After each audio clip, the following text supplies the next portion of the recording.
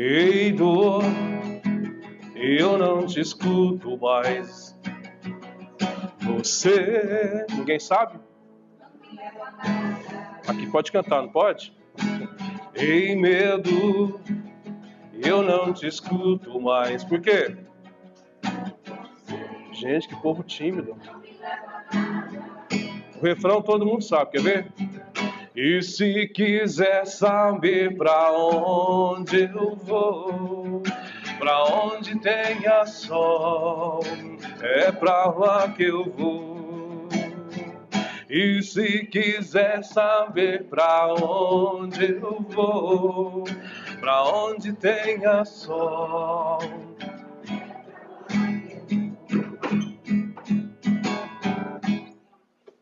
Vamos repetir o primeiro refrão?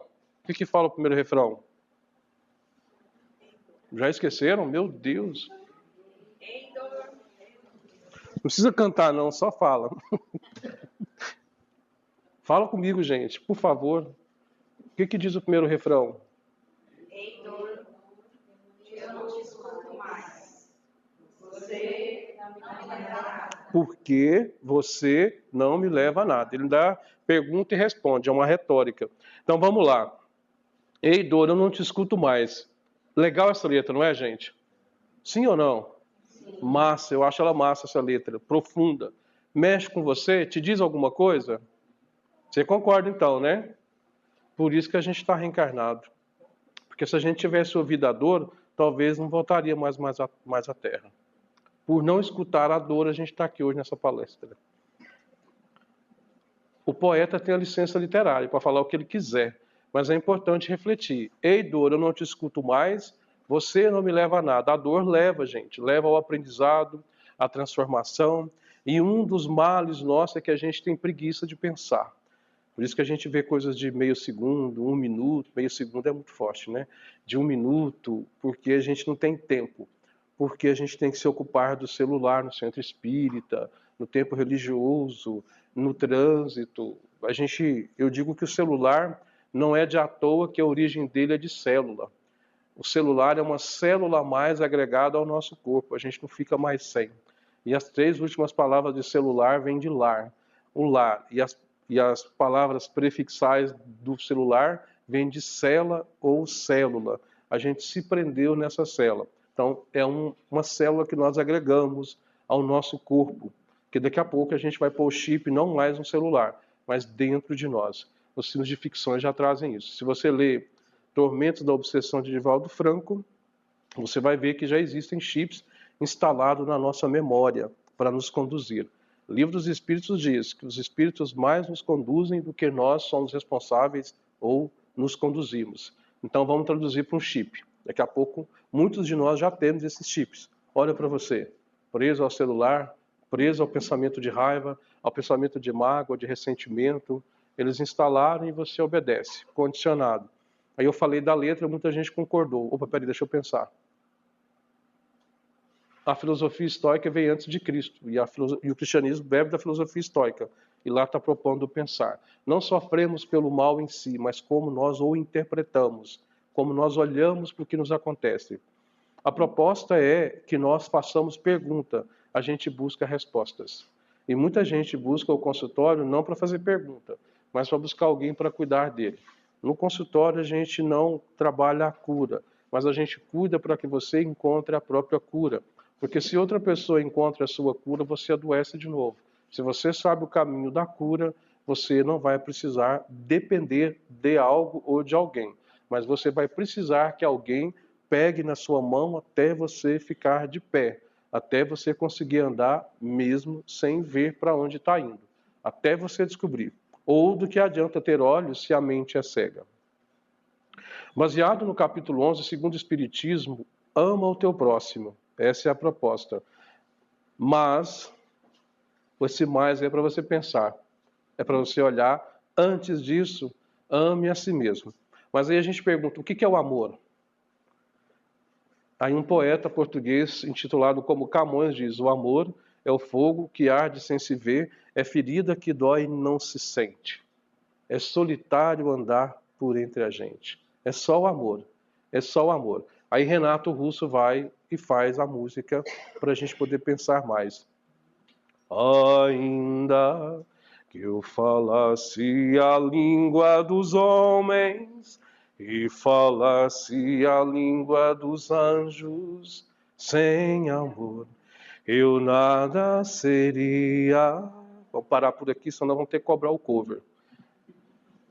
Pessoal, no item 8 do capítulo 11, chama-se a lei de amor.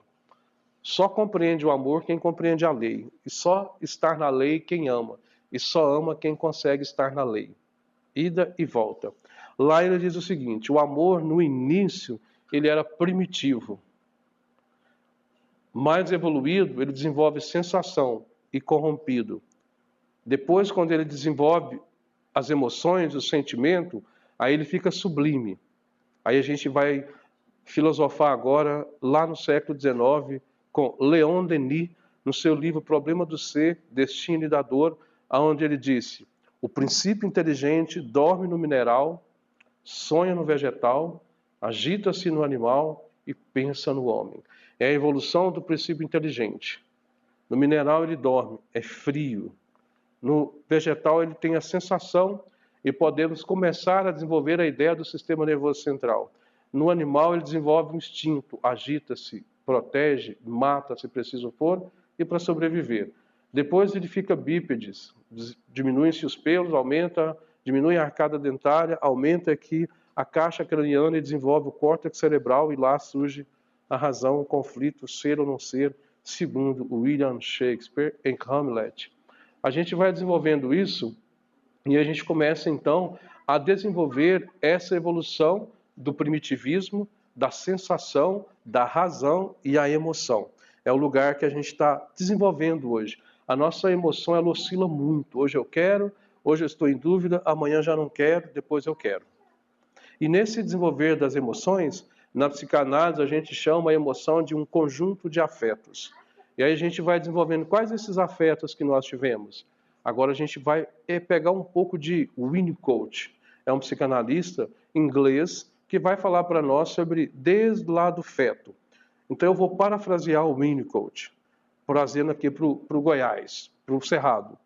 Quando a mãe está gestante, ela desenvolve dentro dela uma semente que é chamado como feto. A partir do momento que ela toca essa barriga e começa a falar com esse feto, trabalhar falando com esse feto, dormindo falando com esse feto, mesmo não verbal, ela desenvolve afeto. E quando ele nasce, ele vem para o mundo, a primeira forma dele chegar ao mundo é através da dor, para dizer, olha, quando ele chora, mãe, é porque alguma coisa não está boa. Começa pela dor e ali desenvolve do alemão Angstanfall, que quer dizer no português angústia, traduzindo desamparo. Todos nós, sem exceção, somos desamparados. Eu estava dentro e vim para fora. Começou ali o desamparo. Eu estava protegido, tinha comida, roupa lavada, IPTU pago, IPVA pago, e aí me tiram de lá sem eu pedir. Alguns são mais ansiosos, nascem com 6 meses. Outros aguentam esperar 9. Tem alguns que nem querem nascer, quer ficar lá e, se pudesse, retornar ao plano espiritual. Mas vem ao mundo porque tem que vir. É aqui a escola. Aí, nesse desenvolvimento, que ele sai dali desse lugar protegido, até 6 meses a criança, ela pensa que ela e a mãe é uma só, certo? Não, a criança não pensa nessa fase. Ela sente. Ainda bem, eu gostei que você é corajosa. Tem gente que fica assim, será que eu falo ou não? Você é corajosa. A criança sente, porque ela é psicomotora. Você toca, ela encolhe. Você passa, ela mexe com ela, ela sorri. E tem gente que acha que é lindo. Essa criança gostou de mim, ela sorriu para mim, ela vai sorrir para todo mundo. Você pode ser bonito, feio, novo, velho, ela vai sorrir. Ela não sabe quem é você. Esquece isso. Então, ela é psicomotor, Jean Piaget. Psicomotor. Ela vai desenvolvendo isso. Depois, ela vai começando a entender, a partir do olhar, do toque da mãe, do pai. Ela olha para a mãe e fala, uau, foi essa mulher, ela é minha deusa, ela me trouxe para o mundo. Depois ela descobre que ela tem que amar mais um ser. Às vezes esse ser é barrigudo, careca, magro, alto, feio, desajustado, não importa. Ela vai ter que amar. Ela descobre que esse ser é o pai. Aí ela desenvolve mais afeto. porque eles ficam juntos. Aí vem os irmãos, se ela for a segunda, a terceira, ela começa a desenvolver esse afeto. E aí ela vai aprendendo ali sobre o que é o afeto, não o que é o amor. Porque o que é o amor a gente está aprendendo ainda. E aí ela começa a desenvolver sensações no abraço, no olhar.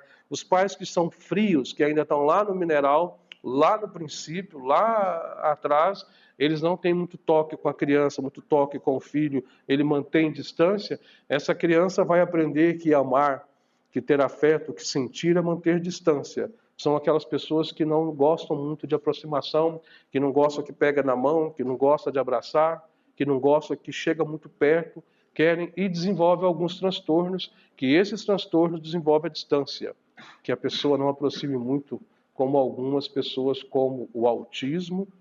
Eu estou falando daqui do lado espiritual, que tem casos de autismo, segundo os espíritos, que vieram de espíritos que cometeram suicídio. Mas não leve isso como vias de regra, tá, pessoal? Há casos e casos. Nada que eu falar leve ao pé da letra. Então, há espíritos que pedem para vir no autismo, na esquizofrenia, em alguns casos de transtorno, para lecionar ali missão de vida, renúncia, e também atrair o olhar dos pais para ele. Há casos e casos. Não leve isso ao pé da letra, porque tem que tomar muito cuidado, porque muita gente não presta atenção e entende a metade do assunto. Uma vez eu falei assim que eu não vejo mais TV. Eu tenho aplicativos de filme que eu escolho o que eu vou ver. Não a TV escolhe para mim. Alguém saiu entendendo errado. Falou, você sugeriu para a gente não ver mais TV? Eu não sou um ditador, nunca falei isso. Então fica bem ligado aqui, como meu amigo falou, vamos ficar bem atento, porque no mundo que diz que a gente tem liberdade de expressão, eu nunca vi tanta prisão como nós estamos vivendo hoje. Nunca vi tanta prisão na fala, porque é tudo subentendido, porque a gente não quer pensar, a gente quer pegar pronto e precisa pensar. O que você disse, eu vou pensar. Muitas pessoas, às vezes eu posto no meu Instagram alguns estudos que não se fala no cotidiano, que precisa pensar, e as pessoas entendem como machismo, feminismo, preconceito. Agora tudo é assim, não entendi, então eu coloco um nome. Quando me perguntam, você atende homoafetivo, transexual, bissexual, pansexual? Você atende? Não, nenhum desses tipos de pessoas. Mas me disseram que você, como espírita, atende essas pessoas sem preconceito? Eu atendo seres humanos. Para eu dar nome, é preconceito. Para tanto nome, é distanciar um do outro. São seres humanos. Como eles sentem o prazer ou gostam de sentir a vida, é deles. Então, eu atendo seres humanos. O afeto está no humano, não na nomenclatura, não na gramática, não na literatura, e sim no que eu sinto. E aí fica dando tanto nome, complicando tanto. Você falou isso, você fez aquilo, e a gente só vai distanciando. Nós deveríamos ser, o mundo daqui a pouco, ele vai virar um arquipélago, porque nós vamos virar ilhas, porque não pode tocar, porque senão pode ir preso, não pode olhar. É lógico que tem as pessoas adoecidas, e cada vez tendencia-se a aumentar, porque agora na transição, muitos espíritos estão tendo a oportunidade de reencarnarem. É a chance que eles estão tendo. E há muitos, segundo o Apocalipse, o joio do trigo vai crescer junto, é uma planta muito similar, e às vezes só separa quando está grande. E os espíritos dizem, no Obras Póstumas, que muitos que escolheram a doutrina vão abandoná-la. Muitos que se dizem cristãos vão deixar de ser. E aí pergunta Allan Kardec para os espíritos, quando a gente vai saber que de fato é a transição? Os espíritos deixam claro que não existem datas pré-estabelecidas, como alguns colocam por aí. Mas quem acredita é porque não estuda. Eles estão dizendo que quando as crianças começarem a pensar em suicídio. Eu trabalho com interpretação do desenho. Depois, se alguém quiser ver, no Instagram é julio.moura.psicanálise. E no desenho, eu atendi uma criança aos 9 anos. E às vezes eu consigo ver antecipadamente. Eu não sei se é só da minha profissão ou se tem ali a ajuda dos espíritos com a intuição. E aí no desenho eu identifiquei, avisei a avó. Por essa criança, eu não falei para ela, seu neto quer suicidar, porque ali ia cair da poltrona. E eu disse, o seu neto tem pouca energia de vida. Eu amenizei. E ela falou, pode falar, doutor, ele quer se matar. Ela desabou a chorar, ela entendeu o recado. Então, eu vejo aqui no desenho algo na altura. Ele mora em prédio? Sim. coloca a tela. E não é uma coisa por agora, mas tem que cuidar. E aí o pessoal está preocupado com plano de saúde. O pessoal está preocupado quando surgir vaga. E aí vai surgir uma vaga lá no plano espiritual. Porque fica esperando, fica protelando, eu vou. Obriga-se o filho a ir na escola, mas nunca ao consultório. Parece que a escola é para ficar livre, integral, fica lá. E os professores educam. Escola não é para educar, gente. Escola é lugar de instrução e informação. Eu fiz um trabalho numa escola, e todas, uma não, várias. E todas as escolas que eu fui, eu fiz trabalho com professores e professoras. E eu fiz uma pergunta que nenhum deles responderam. Até hoje não deram conta. O que é a etimologia da palavra educação? Como não sabe? Ninguém soube. Educação do latim educare, tirar de dentro para fora. Só eu posso fazer isso. O professor, a professora, eles instruem, informam e provocam. Os pais ensinam ele a pensar e a sentir, mas não podem pensar e sentir por eles. Eles podem provocar. Por isso que tudo é um processo. Às vezes os pais levam o filho no consultório e querem que eles mudem no tempo deles. Eles não são o mesmo espírito. Então eles não sabem o que é. Nenhum professor até hoje soube isso. Como não? Depois eu perguntei a etimologia da palavra escola. Também ninguém soube. Escola, ixi, tem criança aqui. Eles vão usar isso aí agora contra as professoras. Escola quer dizer lugar de recreio. Escola veio lá da Grécia Antiga, né? Onde se estudava, mas o recreio não quer dizer ficar parado, mas é estudar com alegria. E as escolas hoje virou um centro psiquiátrico. Eles vivem dando diagnóstico. Seu filho tem TDAH, leva ao psicólogo. Ele tem isso, ele tem aquilo. Cuidado com isso. Senão nós vamos virar uma sociedade chamada The Walking Dead. Todo mundo virou zumbi. E as pessoas não se apresentam mais como seres humanos. E você? Eu sou depressivo. Eu sou borderline. Eu sou. Ninguém é mais gente. Todo mundo é alguma coisa agora. E aí eu vou lá para Bert Hellinger, quando ele fala do pertencimento. Eu quero pertencer a uma sociedade. Você é depressivo? Não. É ansioso? Não. Você está devendo? Não. Você gosta do seu trabalho? Sim. Gosta da sua esposa? Ele não falou nada, mas espero que sim. Gosto. Essa encarnação é a minha chance. Então, ó, chegou até a derrubar a criança. O Superboy. Você gosta do seu salário? Cara, eu tô sossegado com o que eu ganho. Então, você gosta do seu centro espírita? Cara, maravilhoso. Aí você fala assim, interna ele que ele não é normal. Tem alguma coisa errada que não está certo. Não é? Alguma coisa tem na cabeça desse cara, ele deve ter batido com a cabeça. Ele tem um transtorno da mentira. Se você encontrar alguém que está bem, que não tem nenhum transtorno, corre dele. Corre. Você não deve estar no planeta. Ou ele vive em Nárnia. E se você encontra alguém feliz, sorridente, cara, o mundo está desabando, cara, eu vou continuar. Eu vou ficar por aqui. Mas você não pensa em morrer por hora, não. Sabe? Eu estava no tratamento espiritual, a entidade fez uma cirurgia no meu coração e falou assim, bicho, eu falei para ele assim, cara, eu fui lá do outro lado e vocês me trouxeram de volta, e logo depois que eu saí da UTI veio o Covid. Por que eu já não fiquei lá? E eu nem vi, não senti nada. Ele falou, bicho, aqui está lotado, fica aí mesmo. Se aí tem 8, aqui tem o dobro. 8 bilhões na Terra, aqui tem o dobro que estão aí. Fica aí, segura a onda. Voltando lá onde eu estava falando da transição do Marco, a criança já pensa no suicídio, mas os pais não estão muito preocupados porque eles estão ocupados em ganhar dinheiro. Ok, tá certo, vai ganhar dinheiro, depois tem que gastar com tratamento. Mas aí eles vão buscar o plano de saúde, que está mais para plano de doença. Mas vamos lá. Depois, eles trazem um outro marco dessa transição, que é o adoecimento psíquico, que vai tendenciar a aumentar. E nós, na psicologia, estamos estudando que vai piorar. Mas há um dado que a gente pode melhorar? Sim. Isso aqui é um deles. Frequentar uma instituição, seja ela qual for, que trabalha a espiritualidade. Quando eu vou fazer trabalho em empresa, eu não entro em religião, mas eu falo, qual é a melhor religião para você seguir? É aquela que faz você se sentir bem, transformando-se dia a dia. O nome não importa. E não veja Jesus como líder religioso. Porque se ele for um líder religioso, ele vai deixar de contemplar algumas igrejas. Porque na sua igreja ele está lá. E só vai ser salvo quem frequenta lá. É estranho? Então vamos ver Jesus como um líder da humanidade. Aí ninguém fica com ciúmes. Então, esse é um dos dados. O adoecimento psíquico. E os surtos têm aumentado absurdamente. Brasil, da América Latina, é campeão em ansiedade. E tudo isso, a ansiedade também, uma hora a gente faz uma palestra falando disso, que cada coisa dessa aqui dá palestra. Eu vou só passar por cima para dar tempo.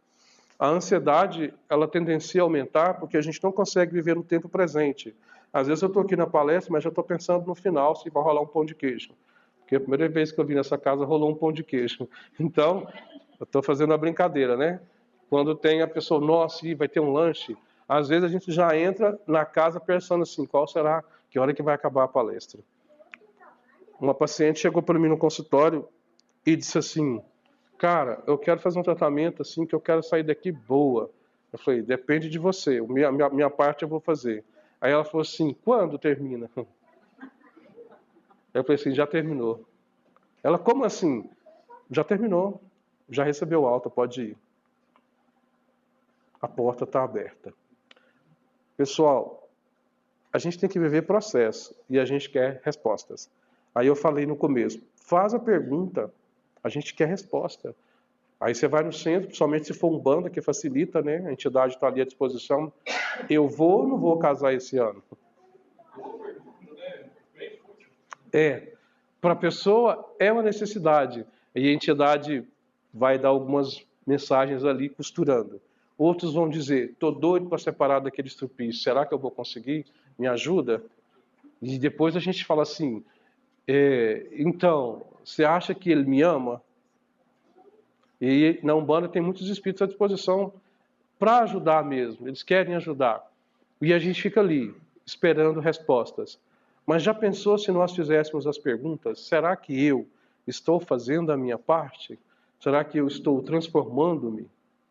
E aí eu trago um estudo sobre mudança e transformação. Mudança, se a gente fizer um anagrama da palavra mudança, você consegue ler dança muda. É uma dança que só você sabe fazer, porque o ritmo ele é criado dentro de você. É uma dança solitária. Porém, a dança também é uma forma de adaptar-se ao outro. Eu me caso, agora eu não vou ter várias namoradas. Minha namorada é uma só. Eu me caso, a esposa é uma só. Agora eu vou ter que trabalhar focado na família. Agora eu vou para o centro, fazer a palestra dia e noite, viajando para lá e para cá. Agora casado, tenho que priorizar a família. Então eu adaptei a mudança. Isso é mudança. Mas logo que o casamento acaba, que está na moda, logo que a relação se desfaz, você volta para o lugar de partida. Paquerador, namorador, enrolador, mentiroso, e vai. E volta para o mesmo lugar, para as farras, vai ter vários envolvimentos com pessoas que você tinha antes, porque você voltou ao ponto de partida. Mudança é isso. Eu mudei pelo outro. Enquanto eu estiver com aquela pessoa, posso até ser fiel e leal o tempo todo, mas ela foi embora, eu volto para a farra. Então adaptou-se. Transformação. Independe do lugar, das pessoas com quem eu estou, eu serei o mesmo. Mas você está solteiro, mas eu tenho um compromisso comigo mesmo. A minha autorresponsabilidade, o cuidado com a minha saúde mental, emocional. Não posso me envolver? Claro, mas eu sou transformado agora. O transformado, ele é em qualquer lugar, em qualquer circunstância do mundo. Estando ou não estando, sendo visto. Esse cara, ele não é só moral, ele é ético. O que é o ético? Aquele que não precisa de câmera para filmá-lo, dizendo se ele fez ou não fez coisa errada. O moral, ele entra no banheiro da escola, que é cheio de frases, banheiro de posto de gasolina, aí ele agachou ali e no muro, na parede estava escrito, Deus vê tudo que você faz. Aí ele disse, nossa, nem no banheiro eu não tenho sossego. Acabou meu tempo? Sobre essa questão da mudança que você falou, do comprometimento, quando a pessoa pergunta ao outro algo que ele quer responder, além da resposta estar dentro de si, seria um exercício olhar para o espelho e fazer essa conversa consigo mesmo?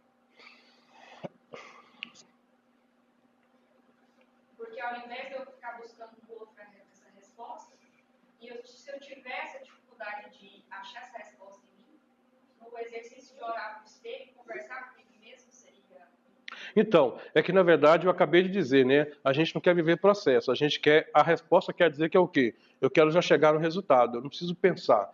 E para eu encontrar a resposta dentro de mim, primeiro eu preciso formular a pergunta. Ao formular a pergunta, eu preciso de tempo para essa resposta ser processada. Eu não existo do dia para a noite. Eu existo através de uma eternidade. Quantas vidas nós já vivemos? Vocês têm ideia? Alguém tem ideia? Eu vou falar quantas vidas todos vocês viveram. Pode ser? Primeiro vocês passam o Pix. A gente só tem uma vida. Inúmeras existências. Vida é só uma. Agora, esse um viajou séculos e séculos e viaja ainda. Então, às vezes eu olho para o espelho, eu vou encontrar a resposta? A curto prazo, não. Porque eu, às vezes, levei 200 anos para fazer aquilo que eu estou fazendo hoje. Então, eu não vou lembrar. Então, diante do espelho, o que eu vejo na imagem do espelho? Alguém consegue falar? Tem gente que diz, eu me vejo lá. Não é você que está lá.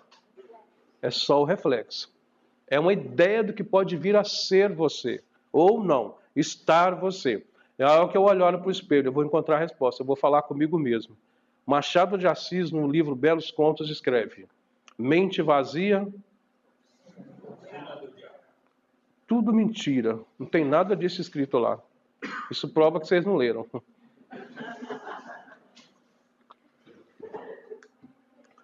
Ensino médio devia voltar, né, e passar esses livros de novo. Lá está escrito mente vazia, oficina de ideias. E o povo prostituiu e colocou oficina do diabo. Tem nada disso lá. Então ele disse, não caminhe sozinho, busque alguém para caminhar com você, é importante dialogar. Diante do espelho a gente vai trazer muitos fantasmas.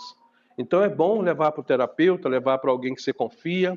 Não sai contando a sua vida para todo mundo, porque conselho, gente, é muito perigoso. Ele funciona para você e às vezes nem você tem coragem de fazer. Aí você indica para o outro, para ver ele se lascar. Então cuidado com isso.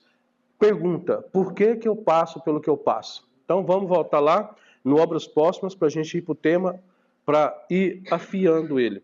Então, vamos lá. Ele diz assim também, do marco da transição seria o quê? Além do adoecimento psíquico, suicídio entre crianças, a loucura, que seria um dos marcos, e o outro, que a gente entra no tema de novo, é a separação dos casais.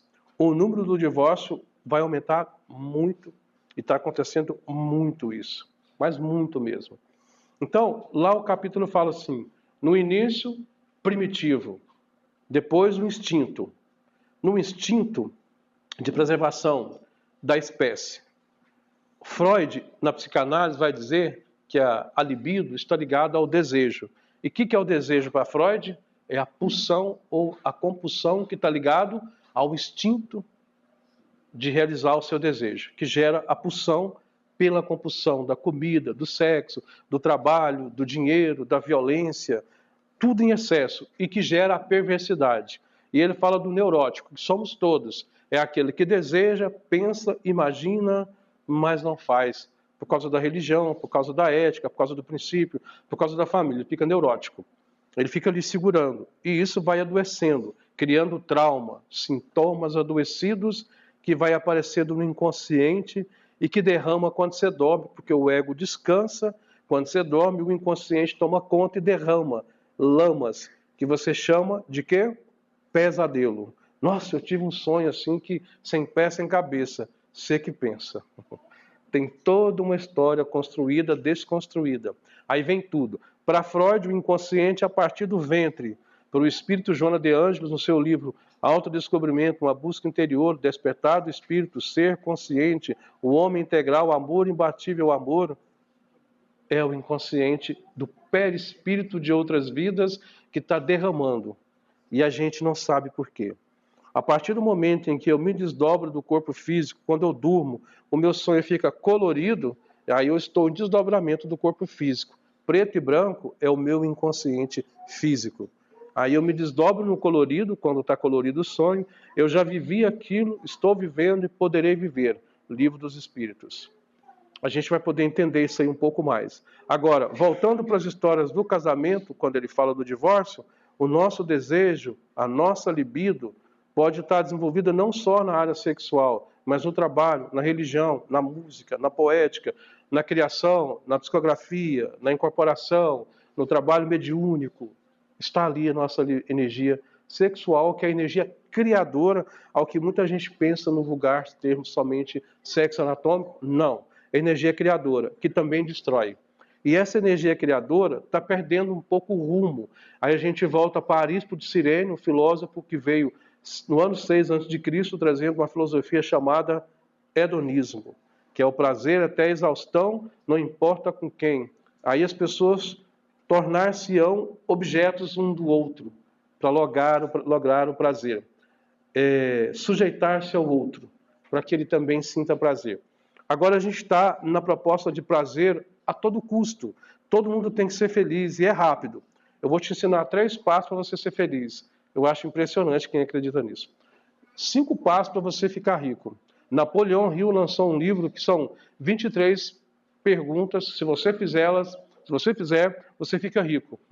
É impressionante. Essa é mais uma linguagem comportamental.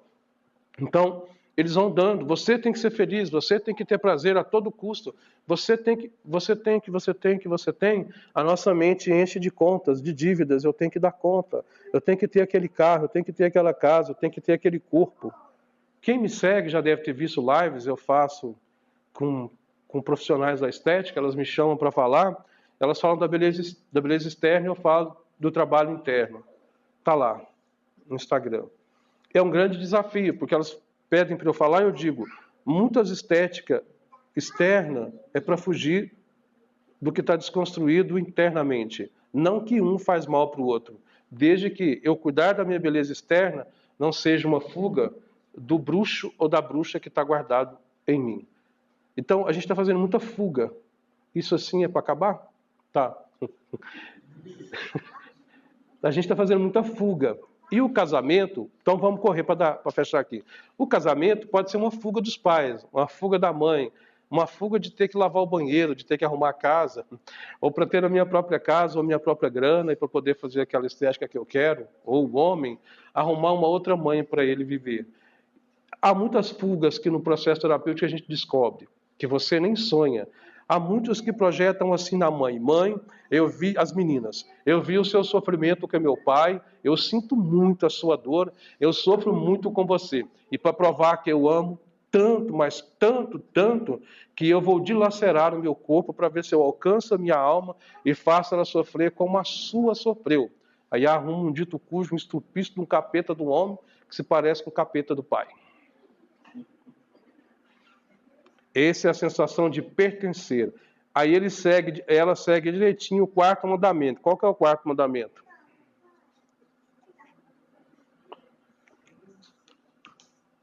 Bom, vocês não acertaram, então eu vou falar mais 1 hora.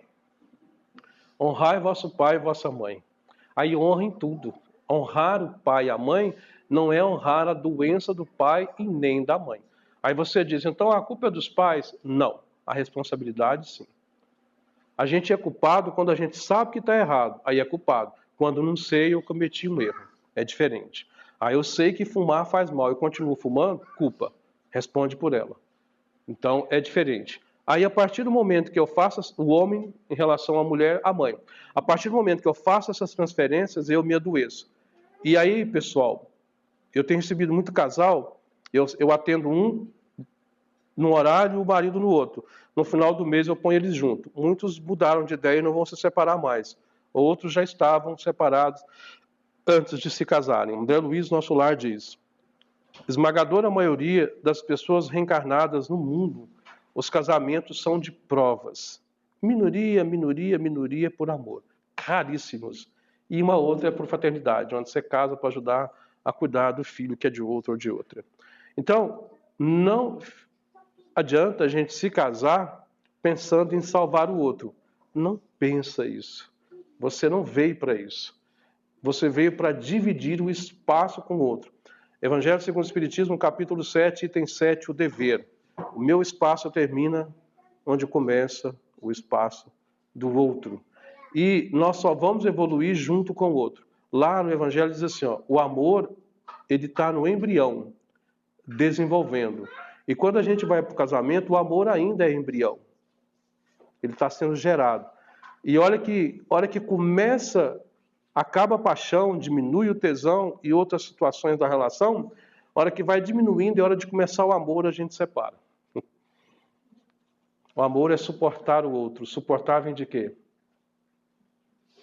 Suporte. Aí a gente separa. Aí a gente vai embora. Aí arruma outro, acontece a mesma coisa. Arruma outro, acontece a mesma coisa. Porque a gente não mudou. Ou até mudou, mas não se transformou. E aí é preciso a gente pensar sobre isso, tá bom? Ao sairmos daqui, pensar sobre isso, fazer pergunta. E a gente sempre culpa o outro. É difícil alguém que chega para tratamento e diz assim, eu vim aqui porque eu preciso aprender a amar. A gente quer ser amado. E Joana de Anjos, no livro Amor Imbatível Amor, quem tiver coragem de ler esse livro, ela diz, o desafio não é ser amado, é amar. E quando a gente amar, não vai existir mais personalidade. Nós vamos virar uma fusão na humanidade. Muito obrigado.